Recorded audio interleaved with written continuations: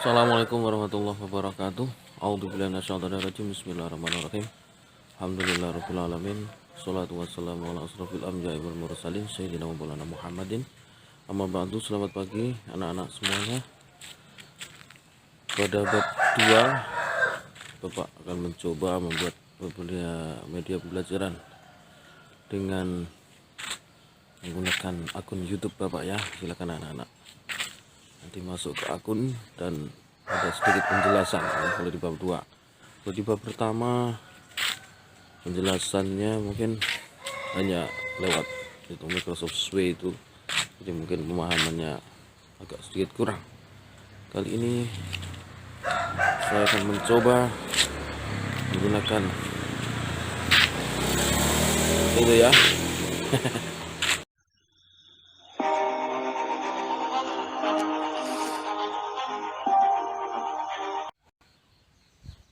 Oke, baik, dengan mengucap bismillahirrahmanirrahim, mari saksikan video pembelajaran dari kami ya. Kita sedang jalan-jalan ini ya.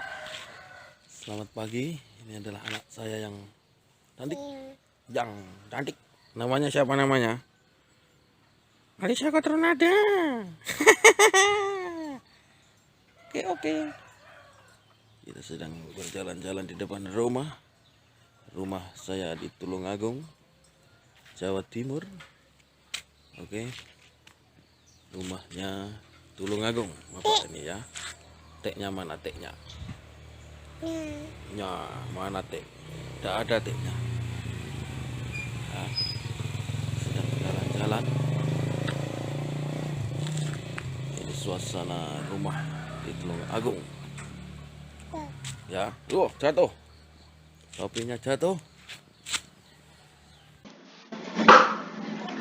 Assalamualaikum warahmatullahi wabarakatuh. Selamat pagi anak-anak semuanya. Mengawali pembelajaran pertama, yaitu saya menggunakan akun YouTube. Kalau di bab 1 masih menggunakan Microsoft Suite ya. Di bab 1 ada aliran kalam. Oke. Yang menyebabkan Islam menjadi beberapa firqah, banyak sekali kan, ada Ahlus Sunnah wal Jamaah, ada Syiah, ada Khawarij, nanti yang akan kita bahas. Memang persoalan akidah itu sejak zaman Rasulullah sampai sekarang seakan tidak akan pernah ada hentinya, disibukkan dengan persoalan-persoalan yang bertentangan, akibat perbedaan pandangan kelompok-kelompok tertentu tentunya. Ujian umat Islam dalam menjaga persatuan dan kesatuan sudah terjadi sejak ketika Nabi Muhammad SAW wafat, terutama pada masa Khulafaur Rasyidin, keadaan pada masa awal pemerintahan Utsman bin Affan terutama, ketika terjadi huru hara terbunuhnya Khalifah Utsman bin Affan, atau yang dikenal dengan Al-Fitnatul Kubra itu kemarin. Kemudian penggantian jabatan khalifah oleh Ali bin Abi Thalib juga begitu, karena dari Utsman bin Affan sudah terjadi huru hara politik. Ini kemudian lanjut kepada Sayyidina Ali bin Abi Thalib juga begitu, menghadapi situasi yang sangat sulit. Ada beberapa sahabat yang enggan berbaiat, dan bahkan ada sahabat yang terang-terangan menentang, sehingga terjadilah perang Jamal atau perang Unta dan perang Siffin itu. Kemudian situasi inilah yang menimbulkan atau yang menyebabkan aliran-aliran kalam ini terjadi. Kelompok yang setia kepada Ali bin Abi Thalib, yaitu Syiah, tapi sangat sangat berlebihan dalam. Kemudian ada lagi yang keluar dari golongannya Sayyidina Ali, namanya Khawarij, dan juga nanti ada yang ketiga. Pada bab 2 ini hanya 3 dulu, untuk pembelajaran minggu ini hanya 3, yaitu Khawarij, kemudian Syiah dan Murji'ah, aliran-aliran kalam. Baik, kita lihat ke bawah ini ya. Ini baru pertama kali saya mencoba membuat media pembelajaran menggunakan akun YouTube Bapak. Oke. Pengalaman pahit dalam sejarah umat Islam seharusnya tidak terulang lagi. Oke. Pertikaian perbedaan sudut pandang dalam menyelesaikan suatu persoalan yang diselesaikan dengan peperangan karena akan justru menghasilkan luka yang sangat mendalam dan tidak mudah diobati. Islam mengajarkan kita untuk saling menghormati adanya perbedaan, bahkan menempatkannya sebagai suatu rahmat. Namun apabila salah dalam menyikapi perbedaan yang ada, maka perbedaan tersebut akan menjadi suatu nestapa. Seperti itu. Video Manhaj Ahlus Sunnah wal Jamaah dari Habib Umar bin Salim bin Hafiz. Silahkan anak-anak tonton sendiri ya, nanti durasinya terlalu lama. Kalau diunggah di YouTube nanti tidak bisa, tidak boleh melebihi dari 15 menit. Ada di sini kompetisi dasar yang harus anak-anak ini. Kemudian Khawarij, langsung kita ke Khawarij. Sejarahnya Khawarij ini ya, berasal dari bahasa Arab Khawarij ini ya, yang berarti mereka yang keluar. Nama ini digunakan yaitu untuk memberikan atribut bagi pengikut Sayyidina Ali bin Abi Thalib yang keluar dari golongannya dan kemudian membentuk kelompok sendiri.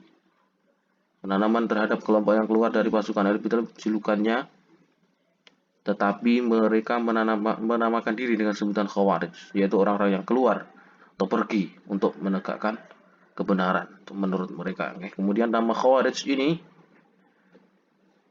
nama lain Khawarij adalah Haruriyah, karena dinisbatkan dari perkataan Harur, yaitu nama sebuah desa yang terletak di desa Kufah, di kota Kufah di Irak, di mana Khawarij yang berjumlah 12.000 orang bertempat sesudah memisahkan diri pasukan Ali bin Abi Thalib.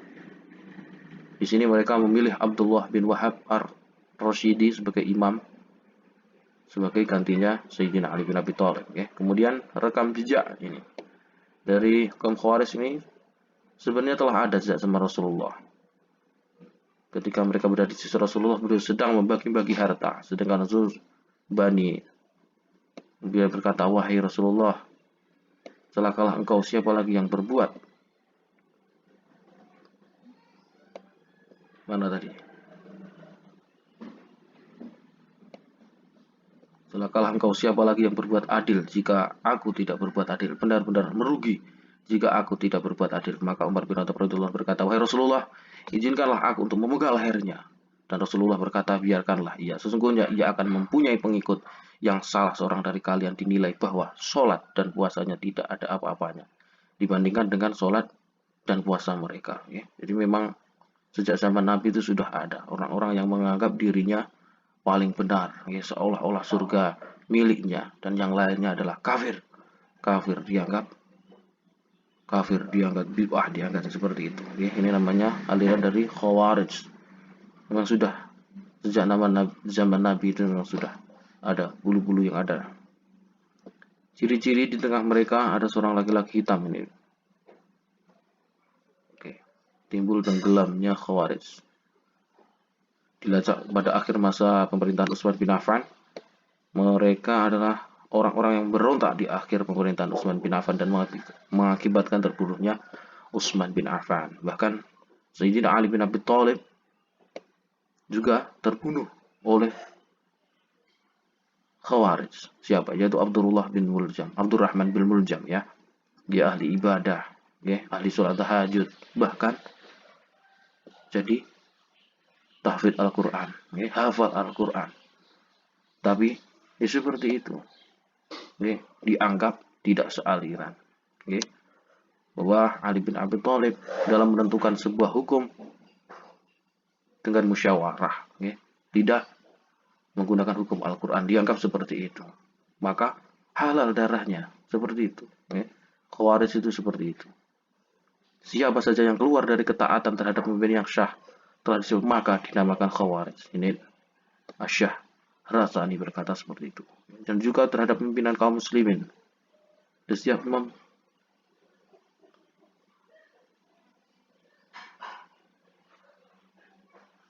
berkata, kemudian kita ke sekte ya, Khawarij dan doktrin ajarannya. Ya, jadi Khawarij ini juga terbagi lagi, ada beberapa sekte atau golongan lagi. Al-Muhakimah yang pertama merupakan golongan Khawarij yang asli, pengikut-pengikut Ali yang kemudian membangkang. Ya, la hukma illallah, mereka menentukan hukum itu hanya hak Allah, dan mereka ini merujuk dalam Al-Quran surat Al-An'am 57, katakanlah sesungguhnya aku berada atas hujjah yang nyata, Al-Quran dari Tuhanku, sedangkan kamu dustakannya, tidak ada azab yang kamu segerakan katakan, menetapkan hukum yang itu hanya hak Allah, dia menerangkan sebenarnya, dia memberikan keputusan yang baik. Mereka menolak tahkim karena dianggap bertentangan dengan perintah Allah Subhanahu wa taala, seperti itu. Mereka menyuruh, yang menyuruh mereka kelompok pembangkang sampai ke kebijakan Allah. Kemudian yang B, ini kalau yang pertama di Al-Muhakimah itu seperti itu. Al-Azariqah ini lahir pada akhir abad ke-7 di daerah perbatasan Irak dan Iran. Nama Al-Azariqah disebutkan dari kepada pimpinnya tentunya, seperti itu. Abi Rashid Nafi Al-Azraq ini sebagai khalifah.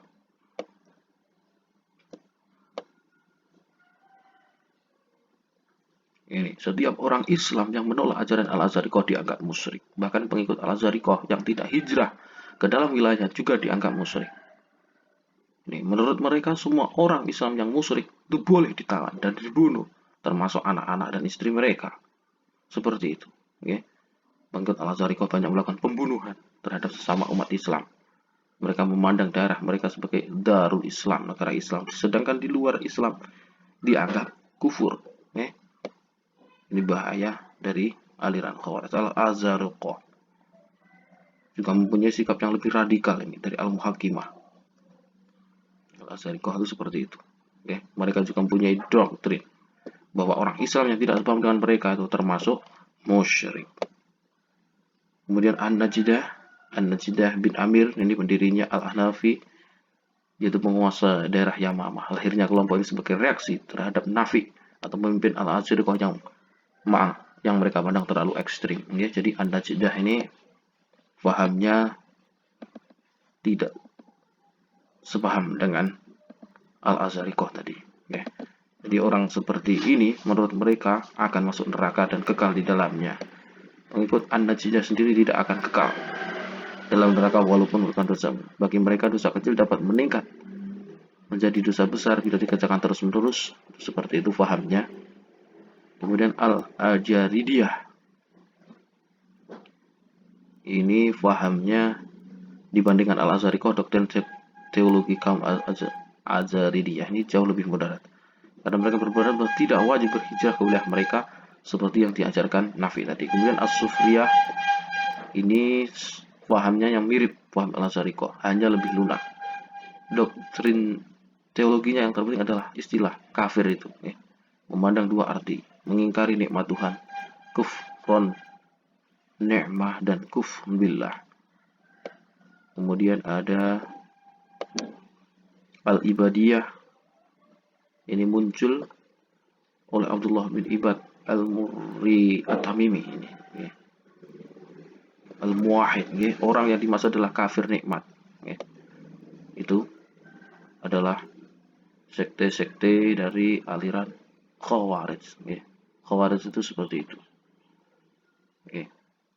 Selain aliran dianggap kafir, musyrik. Hati-hati mendengar Khawarij. Kemudian Syiah. Syiah ini adalah pengikut yang setia kepada Ali bin Abi Thalib. Orang-orang yang menjadi pengikut dan pendukung Ali bin mereka tidak mau menerima penamaan, sebenarnya tidak mau menerima penamaan dengan Syiah sebagai suatu golongan atau sekte. Kaum Sunni yang memberi nama Syiah kepada mereka. Kemudian ini Syiah dan nama kelompok mereka yang mengikuti Ali bin Abi Thalib dan tentunya gimana? Baik yang dilakukan secara terbuka maupun sembunyi-sembunyi atau rahasia. Mereka yang percaya bahwa keimanan itu tidaklah terlepas dari anak keturunan Ali bin Abi Thalib ini. Munculnya aliran Syiah ini tidak dipisah dan kontroversial yang bernama Abdullah bin Saba. Siapakah dia? Yaitu seorang pendeta Yahudi yang dari Yaman yang berpura-pura masuk Islam. Sebagian ahli sejarah berpendapat Allah bin Saba ini masuk Islam dengan tujuan hendak merusak Islam dan dari dalam karena tidak sanggup mengacaukan dari luar. Propaganda yang pertama kali dilancarkan Abdullah bin Sabah adalah dengan cara menyebarkan fitnah kepada Utsman bin Affan dan menyanjung-nyanjung Ali bin Abi Thalib secara berlebihan ini. Propaganda ini mendapatkan sambutan dari sebagian masyarakat Madinah, Mesir, Basrah, dan lain-lain. Dia sangat berani membuat hadis palsu yang bertujuan untuk mengagung-agungkan Ali bin Abi Thalib dan merendahkan Abu Bakar As-Siddiq, Umar bin Khattab, dan Utsman bin Affan. Kemudian di antara propagandanya adalah ini. Yang pertama, al-Wasoyah, wasiat. Nabi Muhammad berwasiat supaya khalifah atau imam sesudah beliau adalah Ali bin Abi Thalib. Sehingga diberi gelar al-Wahsy, orang yang berwasiat. Kemudian ar-Raj'ah, kembali. Ibnu Sabah menyampaikan bahwa Nabi Muhammad tidak boleh kalah dari Nabi Isa alaihissalam. Kalau Nabi Isa alaihissalam akan kembali pada akhir zaman untuk menegakkan keadilan, maka Nabi Muhammad SAW lebih patut kembali. Ali bin Abi Thalib juga akan kembali di akhir zaman untuk menegakkan keadilan. Ia percaya bahwa Ali bin Abi Thalib telah mati terbunuh tapi masih hidup. Tidak percaya, tidak percaya. Kemudian ketuhanan Ali bin Abi Thalib. Jadi dalam tubuh Ali bin Abi Thalib bersama unsur ketuhanan, mengetahui segala yang gaib seperti itu. Dan pokoknya propaganda yang dilakukan Abdullah bin Sabah itu seperti itu. Dalam peperangan melawan orang kafir, suara petir adalah suara Ali bin Abi Thalib. Sangat berlebihan. Kemudian kita ke sekte-sektenya. Itu adalah propaganda yang dilakukan oleh Abdullah bin Sabah. Jadi memang terlalu berlebihan dalam mengagungkan Ali bin Abi Thalib. Syiah. Ini. Kiai Haji Sirajuddin Abbas menyebutkan bahwa Syiah terpecah menjadi beberapa atau 22 bagian. Jadi sangat banyak sekali ya. Syiah Sabaiyah ini tadi. Abdullah bin Sabah. Keterlaluan dan berlebihan ini. Mempercayai kembalinya Nabi Muhammad dan Ali bin Thalib di akhir zaman nanti. Kemudian juga menyebarkan bahwa malaikat Jibril telah keliru ini menyampaikan wahyu dari Tuhan. Karena yang seharusnya menerima adalah Sayyidina Ali bin Abi Thalib, bukan Nabi Muhammad. Ini adalah propaganda yang dilakukan Abdullah bin Sabah tadi. Kemudian Syiah Kaisaniyah mempercayai adanya ruh Tuhan di dalam tubuh Ali bin Abi Thalib. Ini Kaisaniyah tadi. Kemudian Syiah Imamiyah, yaitu kepercayaan kepada imam-imam yang ditunjuk langsung oleh Nabi Muhammad SAW, yaitu Ali bin Abi Thalib sampai 12 orang imam keturunannya. Ada Ali bin Abi Thalib, Sayyidina Hasan bin Ali, Sayyidina Husain, dan seterusnya sampai 12. Kemudian Syiah Ismailiyah ini mempercayai bahwa 7 orang imam, hanya 7 orang imam, tidak 12 tadi. Imamnya lagi berkembang di Pakistan. Kemudian ada lagi ini 7 Syiah Zusaidiyah, yaitu pengikut Said bin Ali bin Husain bin Ali bin Abi Thalib. Syiah berkembang di Yaman. Kemudian ada Syiah Qaramithah yang menafsirkan Al-Quran dengan sesuka hatinya, ini yang bahaya. Sampai sekarang juga masih ada. Murji'ah. Yang ketiga Murji'ah ini.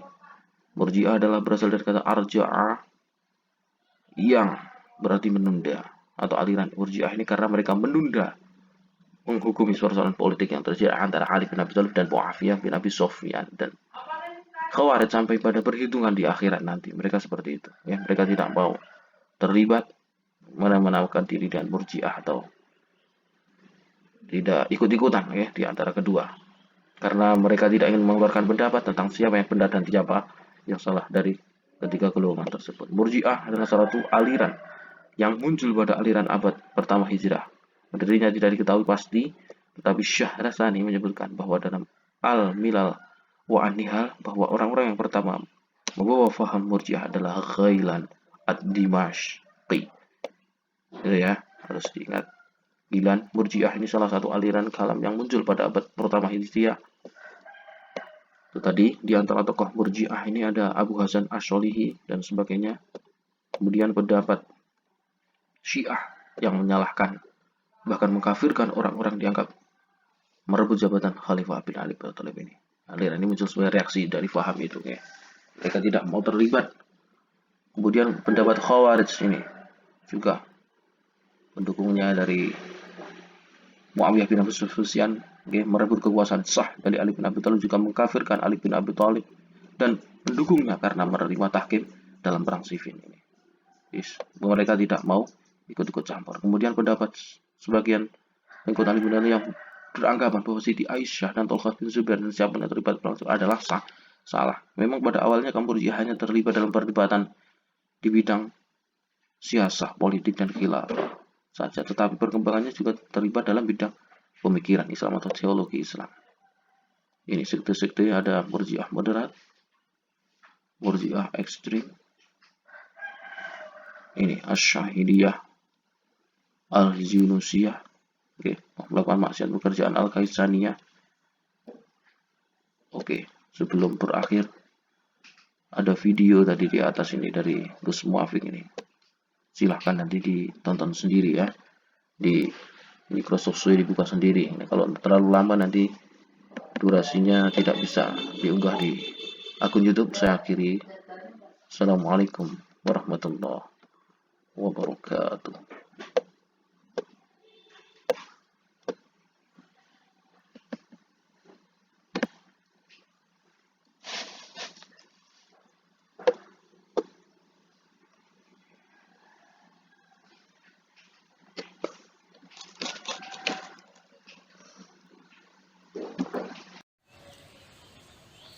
Itulah sedikit materi kali ini, semoga bermanfaat dari Bapak. Apabila ada kurang lebihnya mohon maaf. Kita akhiri. Dadah, sampai jumpa. Dadah dari Alisa ini ya. Saya akhiri, jangan lupa subscribe channel kita ya. Assalamualaikum warahmatullahi wabarakatuh. Duk sarapannya duk. Nggih, sarapan duk. Duk sarapan duk. Duk sarapannya dok godok.